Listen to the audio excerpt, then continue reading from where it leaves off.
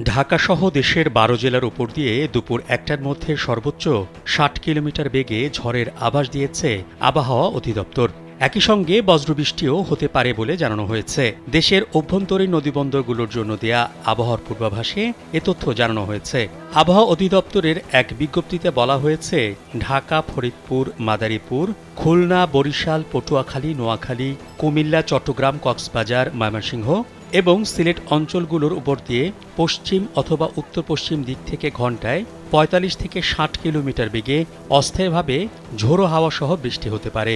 এসব এলাকার নদীবন্দরগুলোকে ১ নম্বর সতর্ক সংকেত দেখাতে বলা হয়েছে। যমুনা ইলেকট্রনিক্স ঈদে ডাবল খুশি অফার সিজন 3, যে কোনো পণ্য কিনলেই পাচ্ছেন নিশ্চিত ঈদ উপহার। এদিকে সারা দেশের জন্য দেয়া ১২০ ঘণ্টার পূর্বাভাসে বলা হয়েছে, সিলেট বিভাগের অনেক জায়গায়, রংপুর, ময়মনসিংহ, ঢাকা, বরিশাল ও চট্টগ্রাম বিভাগের কিছু কিছু জায়গায় এবং রাজশাহী ও খুলনা বিভাগের ২-১ জায়গায় অস্থায়ীভাবে দমকা হাওয়া সহ হালকা থেকে মাঝারি ধরনের বজ্রবৃষ্টি হতে পারে। সেই সঙ্গে সিলেট বিভাগের কোথাও কোথাও মাঝারি থেকে ভারী বর্ষণ হতে পারে। সারা দেশে দিন এবং রাতে তাপমাত্রা প্রায় অপরিবর্তিত থাকতে পারে।